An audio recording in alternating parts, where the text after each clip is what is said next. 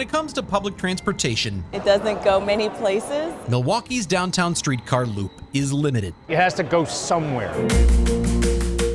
And that's why city leaders want to make it bigger, We're going to expand it. 3 times bigger. That's been the vision since we started talking about a streetcar in the city of Milwaukee, and that remains the vision. But a FOX 6 investigation finds plans to expand the streetcar system come with a hefty price tag. How can you do $353 million of streetcar expansion with all those other needs? So there's different pots of money from the FTA, or if it comes from the surface transportation funding from paving or local dollars. It's a challenge, and we don't have the answer to that yet. This week on Open Record, a new mayor I haven't really had the time to focus in on specific streetcar extensions. and a familiar debate You don't double down on failure. on the future of fixed rail in Milwaukee.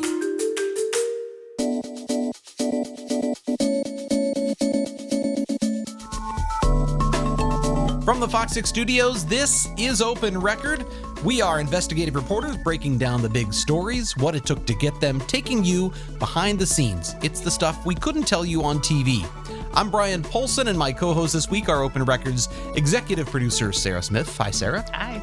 And Contact 6's Jenna Sachs. Hi, Hello Jenna. there. Hi.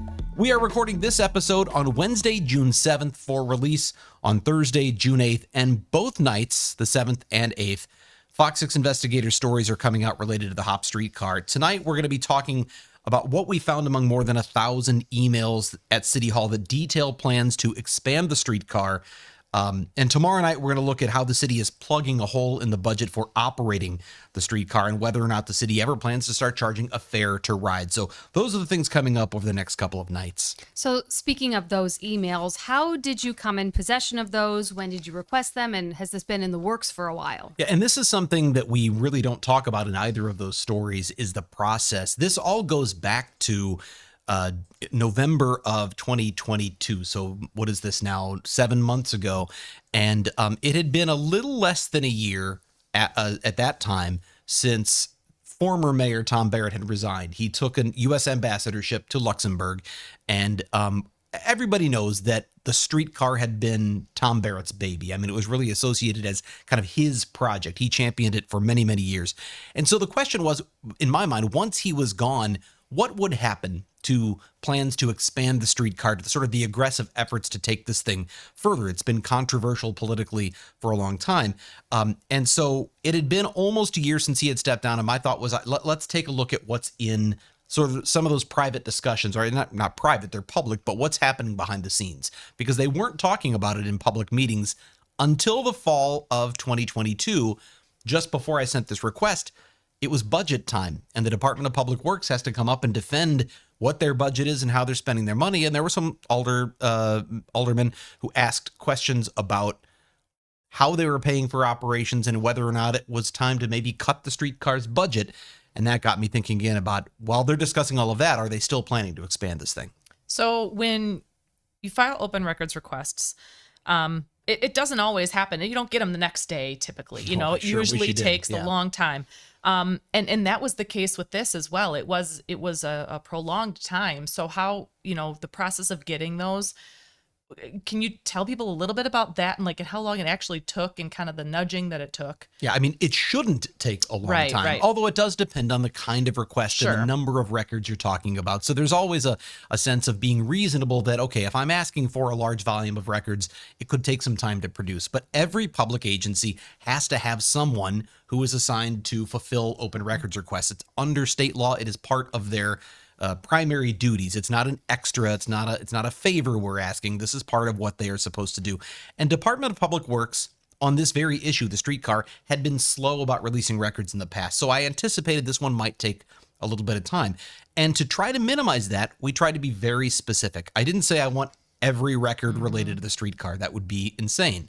But I did say we wanted emails related to streetcar extensions. And specifically, we asked for search terms, streetcar and extension in the same email. It's almost like doing a good Google search. Like if you want a restaurant, you're not just going to type restaurant in, you're going to type in Thai restaurant in Milwaukee. And we set a time limit on this. We wanted from the day after Tom Barrett resigned as mayor until the president, which at that time I think was November 4th of 2022. So a little less than a year. So about 11 months of emails, very specifically limited, and from a few specific individuals who we thought would be likely to be talking about these sorts of things. I made the request November 4th. They asked me a couple of times to reduce and further reduce, narrow the request to try to, I think the first run they said was like 60,000 emails. Ooh. That's a lot. And it's a lot. not necessarily unreasonable legally to ask for that. If there's Sure. 60,000, let's see them. But I wanted to be, I wanted the emails, right? I wanted to get this stuff and I wanted to minimize their burden. So we reduced the request or narrowed it twice, got it down to a little more than 1,000 emails. This was just before the first of the year. They told us it was down to 1,000. And I said, please just at this point proceed. And they said, okay, it's going to take a little time, but we'll do it. It's doable. And then as the weeks went on, I was hearing nothing back and I kept asking, where are you? What's the update? And after about 3-4 more months, I got the first, what they said would be batch of records. And it was literally 50 emails out of more than 1,000. Sure. And I said, at this pace, this could go on for years. And the Department of Public Works doesn't actually know this, but we were having discussions with our own Fox legal department about what are our options. And they had drafted a letter, essentially scary legal letter, to send over and say, you better get on, the case here. Otherwise, we're going to have to take legal action. Just before Fox sent that letter to the Department of Public Works, I did request one more meeting, and they actually said, we'll have a discussion with you about this if you bring a manager, and we'll bring a manager, and we'll all talk about it. And for whatever reason, at that point, things accelerated. And after nearly 6 months, they finally assigned a couple of extra people to work on this case, and they were able to produce the records within a couple of weeks. So it was a long process. It shouldn't have taken that long. They apologized. They admitted it shouldn't have taken that long. But what we wonder as journalists from the outside is we know this is a sensitive subject.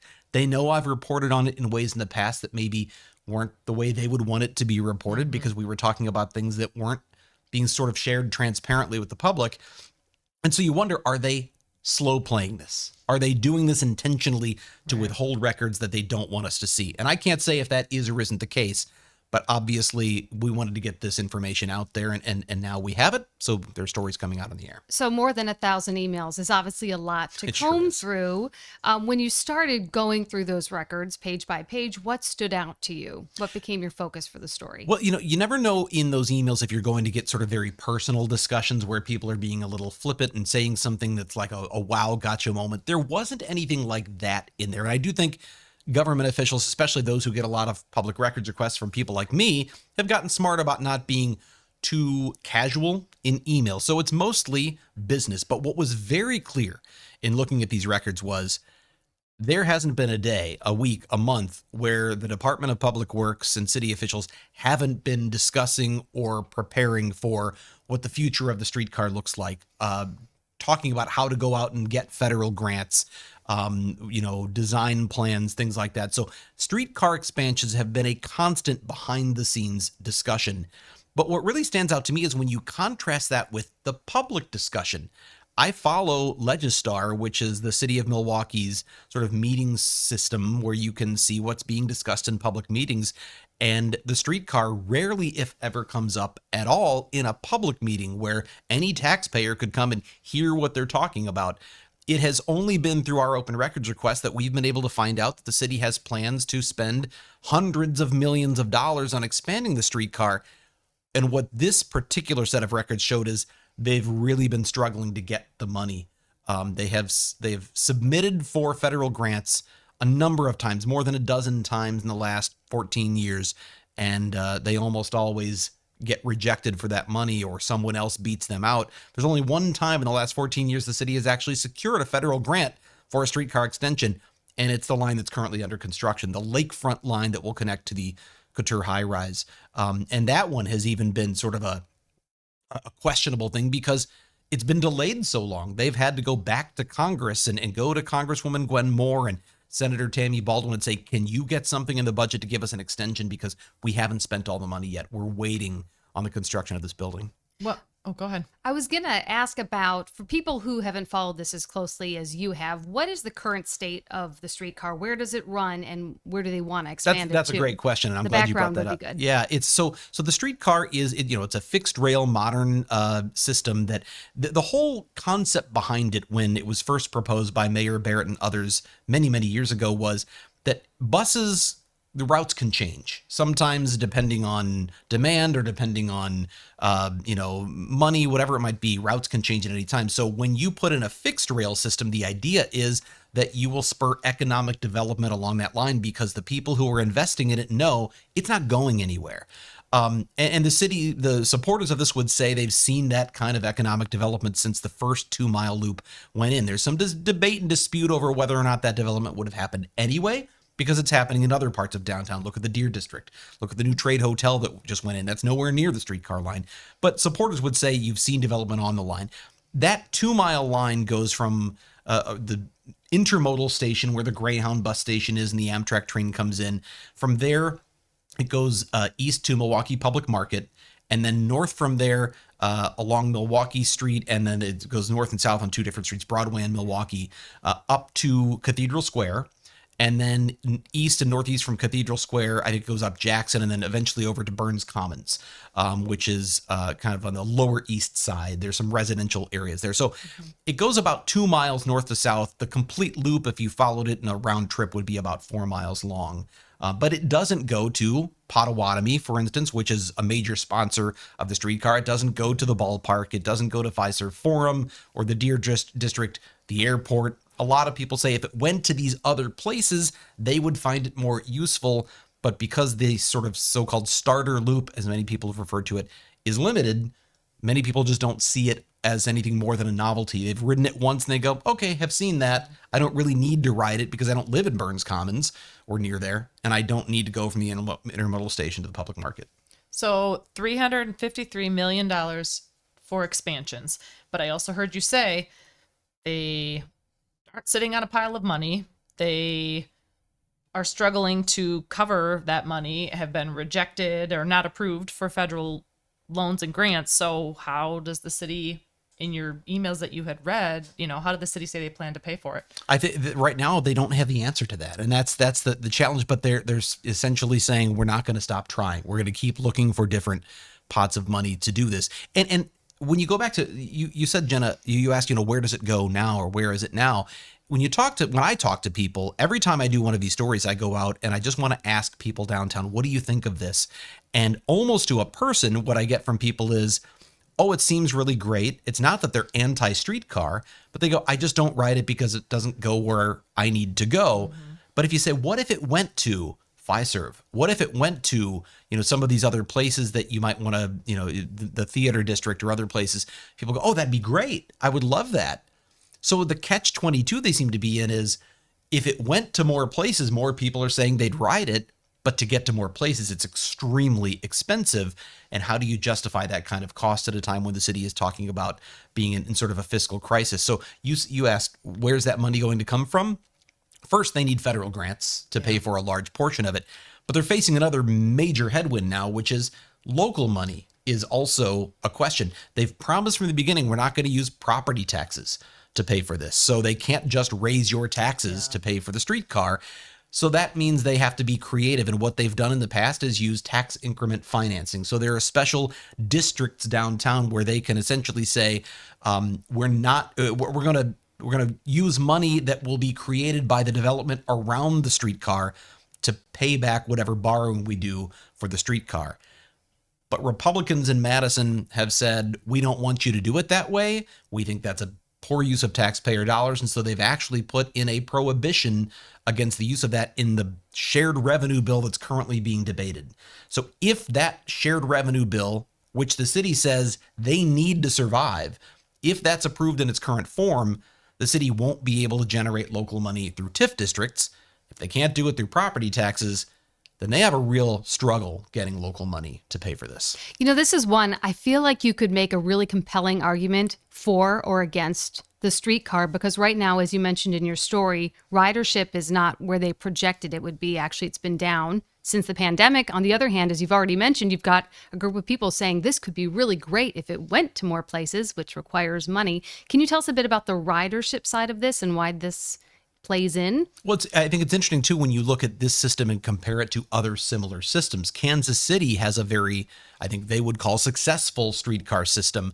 And it happens to be that the way they built their line, it goes from a downtown arena to a nightclub district to a shopping district. It goes places people want to go, and it's been a popular thing. Here in Milwaukee, because people have found it doesn't go to a lot of the places they really need to get to, ridership has lagged. And it's also been hurt by the fact that since the pandemic, a lot of people don't work downtown anymore. So while there's been an increase in people living downtown, there are fewer people working downtown. They're hybrid, they're working from home. And I think there was some original thought that you'd have a lot of downtown workers that want to hop on the hop to go head over for lunch at Public Market or somewhere else. And so there haven't been as many people. So ridership has certainly lagged. Over the 5 years that it's been open, it's not quite 5 now, but almost 5 years that it's been running, it's averaged about 1,200 riders a day. And you go, well, okay, what does that mean? How much is 1,200 riders per day? And we did some math on that. And if you really look at the number of trains that are running and the number of miles they go, it comes down to about 5 passengers per mile. On trains that can carry up to 120 or 150 people, they're carrying 5 people every mile. So it's not a robust movement of people on what is a mass transit system, but it's largely because people say it just doesn't go where they need to go. And it doesn't yet reach out into neighborhoods. And that's the talk of these expansions. Is the city says, we want to get this up to Bronzeville, where people who maybe really do need public transportation and can't get around any other way, it's not just a novelty for them, where they could ride this into downtown and shop and visit places, or out into Walker's Point. You have a large Hispanic community out that direction that could rely on this as a major source of a way to get into downtown. But again, those two extensions are the most expensive because they go a long distance. It's a lot of street engineering, a lot of design, a lot of construction. So as I say, it comes back to that catch-22. Where do they get the money? Are you willing to invest that kind of money to get it to the places people would actually find it useful? It almost sounds like, okay, we're going to kind of have to roll the dice here, because you're right. They don't know. So people aren't exactly flocking to it, to ride it. But also, if we do build this, are people going to ride it? Are people going to embrace it and go, oh, good, now it's going to a place that I want to go to, or it's coming into my neighborhood? Because at the end of the day, they're still not charging people to ride it. Which, right. Again, if you're, your math or whatever, so how do you charge? What do you charge? And then it comes to the equipment that would prompt them to charge people. So yeah, you need fare boxes. You need people to enforce the fare boxes. And right now they just have one worker on the train who's driving. They can't monitor. It's not like a bus where the bus driver can also monitor who's paying. They would need to set it up in a way that somebody else could be there monitoring payments. So originally, when they proposed the streetcar and did projections, they said it would collect the initial system, the 2-mile loop, would collect about $588,000 in passenger revenue every year. Well, they're not charging a fare, so it's getting $0. But even that $588,000, if ridership was what it was projected, and it isn't, still wouldn't be enough to cover the operating costs or anywhere near cover the operating costs. So Jarrell Kruschke, who's the Commissioner of Public Works, was in a meeting back in October where he was asked, why not make up some of this deficit by charging a fare? And he said, it's really not going to make as much money as you would think, right? Because we have to pay for all of those things. Fewer people will ride it when you start charging. And if they're already below projected ridership levels, you charge a fare. They said, of course, fewer people will ride. So how much money do you make in the end? And as he put it, he said, these were Commissioner Kruschke's words. He said, unless you want to charge people $100 to ride the streetcar, which doesn't make any sense, then no one would ride it. That's the only way they could see financially making up the actual cost to operate. So in other words, fares are never going to support this system. Yeah. And they're of the mindset right now, Commissioner Kruschke says, and this will be in one of our stories. It's going to be on the air tonight. But if you listen to the podcast or watch it, you're going to get a little sneak preview to this. Commissioner Kruschke says they want to keep it free forever. They don't see a point in charging because that's not really the best way to financially support the system. Right. It makes me wonder, with the city being in such financial straits, we've done other reports on this. several times this year about the budget crisis they say they're in the middle of. Are there current plans set to expand the streetcar, or is this all talk at this point? Well, I mean, I guess I'd say it's all talk at this point. Certainly, they've done a lot of work. There are some extensions that have had significant design work. The extension to the Vel Phillips Plaza, which is what it would be called, along Vel Phillips to Convention Center. It's about a quarter mile there. It's 90% designed. So money has been spent designing that and getting it ready for the engineering. And they call it shovel ready. It's one of those projects that if we could get the funding, federal grant, local match, they could do it pretty easily. There's about 30% of the design work done to get it a little further out from there to Fiserv Forum. So there's still more money to be done on the design and planning there, but they've got a piece of that. As far as getting it out to Bronzeville and down into Walker's Point, those are visions, those are hopes. It's not to say they don't have a plan for how they would do it or what it would look like, but very little design work has actually been done on that, and they don't have an idea where that money's going to come from at this point. So they have a cost figure. And remember, when these cost figures were put together, which I think they were first released early in 2022, maybe even back in 2021, we've had a lot of inflation since then. So these figures, 353 million, are probably very low. Chances are it's well over 400 million or more at this point to complete all of these things, and they have not identified those funding sources. So you talked about the one, federal grant that was approved, and that work has started on the lakefront line.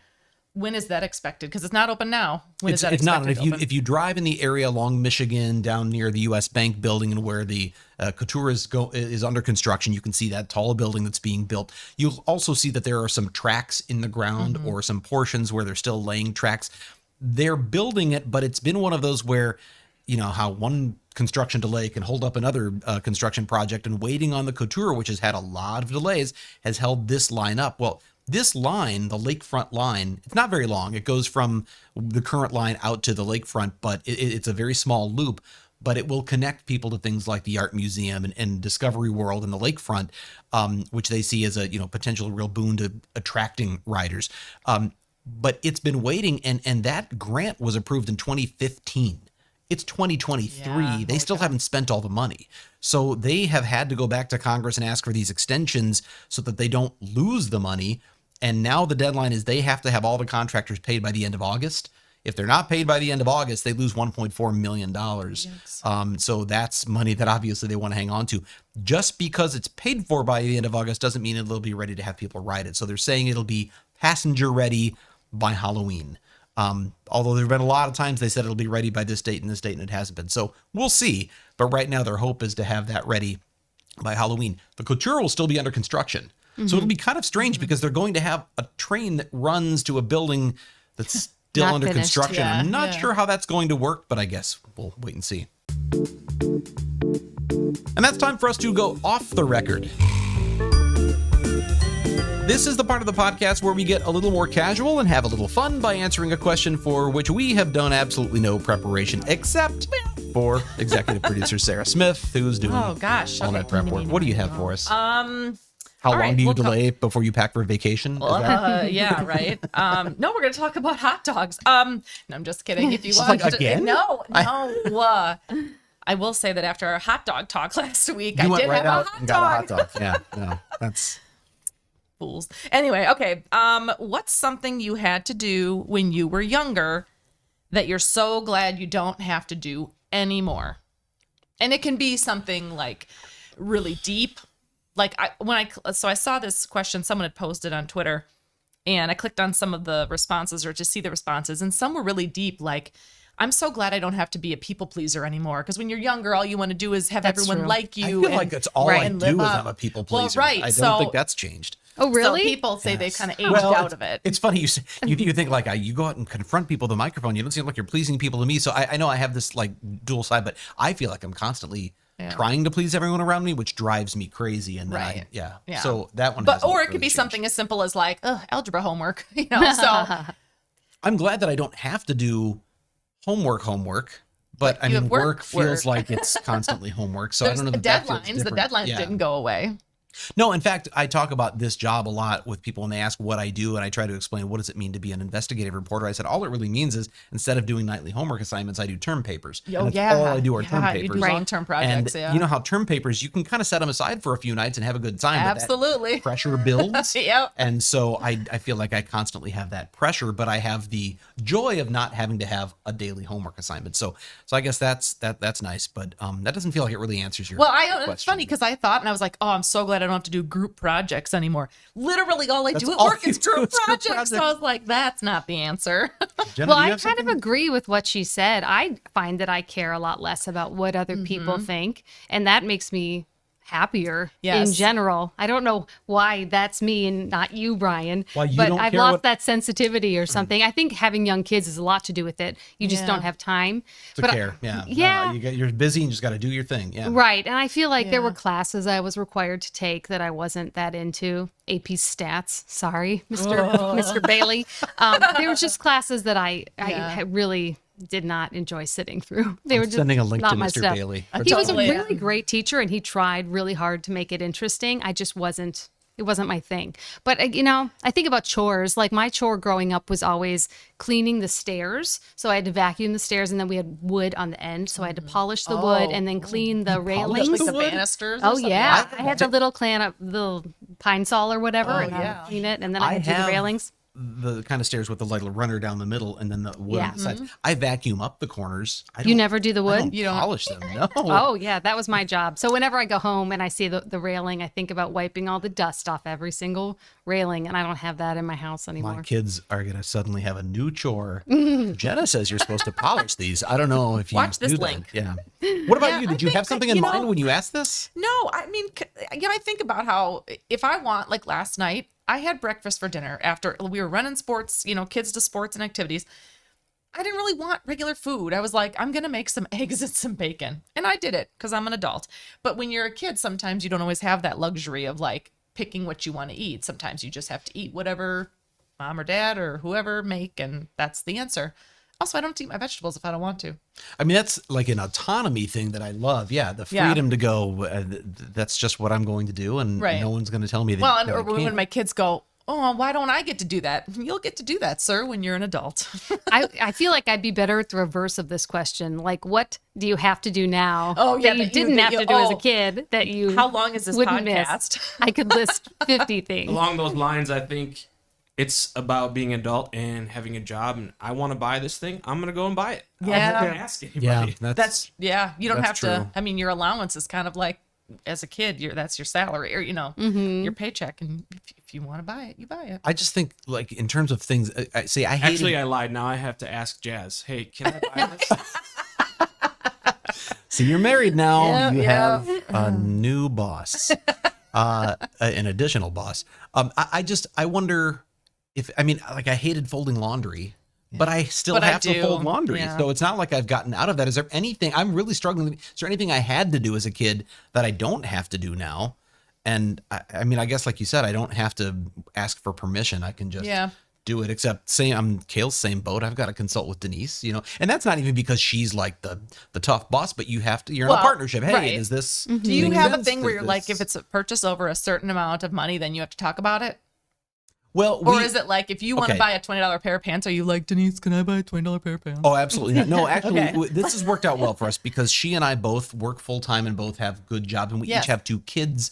It's a second marriage, so blended family, and we don't entirely keep our finances separate, but we kind of mostly do because we supported our household before. We Yes, each kind of want to support our part of the household now. And what's nice about that is she never has to go, hey, is it okay if I spend this much on my hair? Because her hair is her signature and she spends a lot of money on. I don't want to know how much that is, but she's paying Absolutely for it. not. So Yeah, it's right. not my issue. But in the same way, if I want to go and get, I don't know, a new part for the motorcycle or something, I don't have to go, is that all right? It's just, that's my deal. And I like if that we you have, do my Brian voice as your Brian voice. it is also my Brian voice. But if we are buying something that's like jointly, like furniture or Yeah. things that are for Yeah. the house, then we're discussing that. And nobody comes home and goes, guess what? I just bought a $4,000 leather couch or something. And it's that would be the kind of thing we'd have to have a long I think discussion we about. actually are doing the same things as we did when we were children, just on you're different right. levels. Yeah, cool. We are. Well, because when I think about the one thing I hated doing as a kid, it's like waiting on the bus stop in the winter in Minnesota, in -10, where they don't call off school. But I'm still doing that. Yeah. I'm still waiting with my kids. So or someday. you have to go out on a story and wait for an interview, and maybe you have to stand outside. all and those live shots in the blizzard. Right. Yeah, you're right. We all do the same thing. You know what we should do? Great question. We should have a secondary off the record that's for the things you realized you should have answered last week's off the record. Totally. Because as soon as we stop, I'm going to come up with an idea.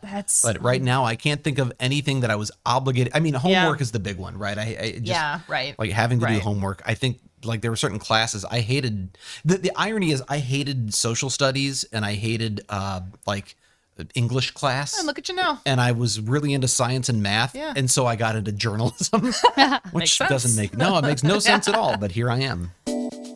If you have a topic you would like us to discuss on Open Record or an issue you think we should investigate for Fox 6 News, send us an email to fox6investigators@fox.com. Sarah, Jenna, thank you again for being on the podcast. No problem. Of course. As always, thank you to the people who make this podcast possible. Of course, executive producer Sarah Smith, our editor Dave Machuda, and our chief photographer and what did I call you last time, Kale? Technical Something director extraordinaire, right? Something magician. Technical director behind the scenes magician, Kale Zimney. With that, I'm Brian Polson. We'll be back next week.